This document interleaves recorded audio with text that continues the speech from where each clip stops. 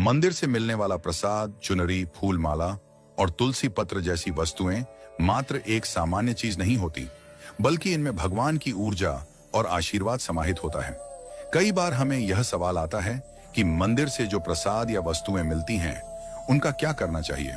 खासकर जब चुनरी या फूल माला जैसी चीजें घर लाते हैं तो हमें समझ नहीं आता कि इनका क्या करें और इन्हें कहां रखें। इस वीडियो में यही सवाल उठाया गया है और इसका सरल सा जवाब भी दिया गया है। जब हमें मंदिर से चुनरी मिलती है तो वह साधारण कपड़ा नहीं होता। वह कपड़ा भगवान के स्पर्श से होकर आता है और उसमें भगवान की ऊर्जा समाहित होती है।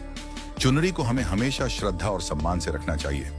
किसी भी प्रकार के संकट या मुश्किल समय में जब घर में कोई परेशानी हो तो उस चुनरी को अपने सिर पर रखें या माथे पर लगाएं।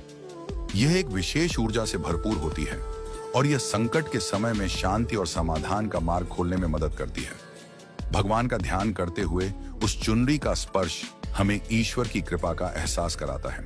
मंदिर से मिलने वाला प्रसाद भी साधारण नहीं होता। यह भगवान को भोग के रूप में अर्पित किया जाता है और इस प्रसाद में भी भगवान की ऊर्जा समाहित होती है। जब हम प्रसाद ग्रहण करते हैं तो यह न केवल शारीरिक रूप से हमें तृप्त करता है, बल्कि हमारी आत्मा को भी शांति और संतोष प्रदान करता है। प्रसाद का एक एक कण हमारे लिए अमृत के समान होता है। हमें इसे ग्रहण करते समय भगवान का ध्यान करना चाहिए ताकि हम उसकी दिव्य ऊर्जा को आत्मसात कर सकें। प्रसाद ग्रहण करते समय हमें यह याद रखना चाहिए कि यह कोई साधारण भोजन नहीं है, बल्कि यह ईश्वर द्वारा दिया गया आशीर्वाद है। इसीलिए जब हम प्रसाद खाते हैं तो उसकी पूरी श्रद्धा और आस्था के साथ प्राप्ति करें और भगवान का धन्यवाद करें। यह हमारे शरीर और आत्मा दोनों की तृप्ति का कारण है। इसीलिए हमें भोजन को कभी भी व्यर्थ नहीं छोड़ना चाहिए। कभी कभी हमें मंदिर से प्रसाद की अधिक मात्रा मिल जाती है और हम उसे घर लाकर जमा कर लेते हैं, लेकिन यह ध्यान रखना जरूरी है कि प्रसाद को समय रहते ग्रहण करना चाहिए ताकि वह खराब ना हो जाए।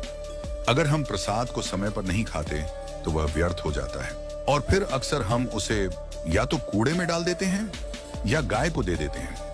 यह सही नहीं है। यदि प्रसाद नहीं खा सकते तो उसे तुरंत किसी जरूरतमंद को दें ताकि वह व्यर्थ न जाए और हम एक अच्छा कर्म कर सकें। हमारे लिए यह आवश्यक है कि जब भी हमें कोई चीज मिलती है तो उसे साझा करें।